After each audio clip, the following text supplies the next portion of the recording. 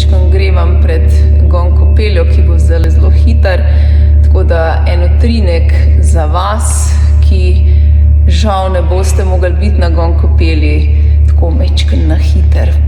Kar mečkam zaprite oči, globoko dihajte in poslušajte s srcem, pa pojmo malo.